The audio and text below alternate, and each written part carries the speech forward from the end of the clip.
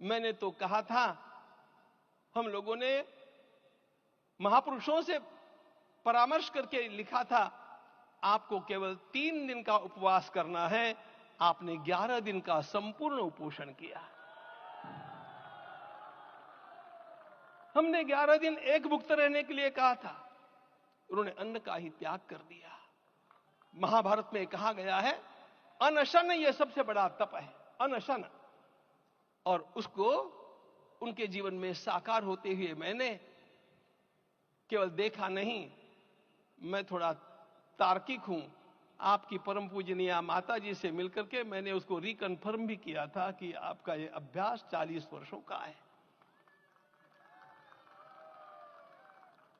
ऐसा तपस्वी कोई राष्ट्रीय नेता प्राप्त होना यह सामान्य बात नहीं है।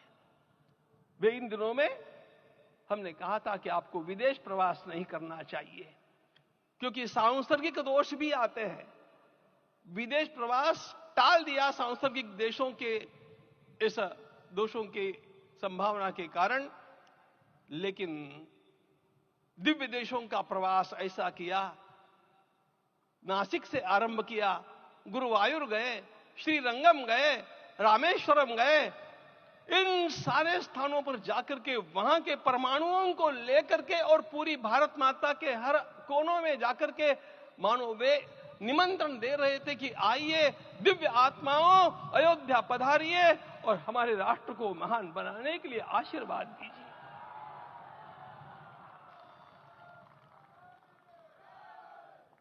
हमने केवल कहा था 3 दिनों तक आपको भूमि शयन करना चाहिए।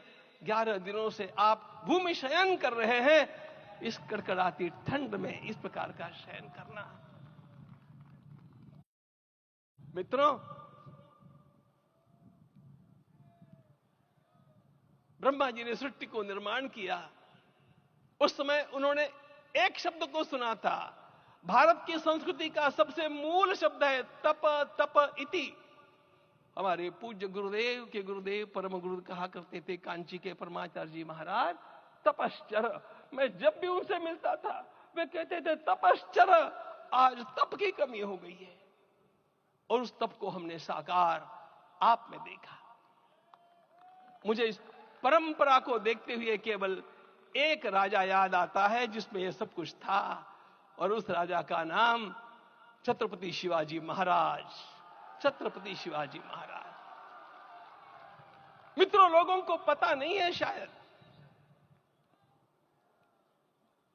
वे स्वयं जब मल्लिकार्जुन के दर्शन के लिए श्रीशैलम के ऊपर गए, 3 दिन का उपवास किया, 3 दिन शिव मंदिर में रहे, और महाराज ने कहा कि मुझे राज्य नहीं करना है, मुझे संन्यास लेना है। मैं शिव जी की आराधना के लिए जन्मा हूं, मुझे संन्यास लेना है, मुझे वापस मत ले जाइए। इतिहास का वो बड़ा विलक्षण प्रसंग है। उस प्रसंग में उनके सारे ज्येष्ठ मंत्रियों ने उनको समझाया और लौटा करके लाया कि यह भी आपका कार्य भगवत सेवा ही है। आज हम लोगों को उसी प्रकार के एक महापुरुष ऐसे प्राप्त हुए हैं जिसको भगवती जगदम्बा ने स्वयं हिमालय से लौटा करके भेज दिया कि जाओ भारत माता की सेवा करो।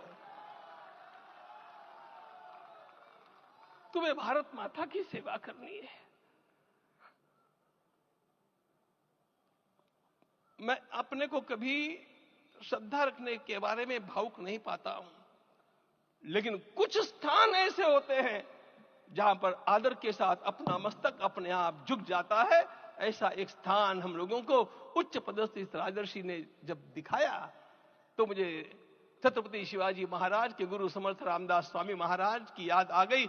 उन्होंने शिवाजी का वर्णन किया, निश्चयाचा महामेरु, निश्चयाचा महामेरु, बहुत जनासी आधारू, अखंड स्थितिता निर्धारू, श्रीमंत योगी, श्रीमंत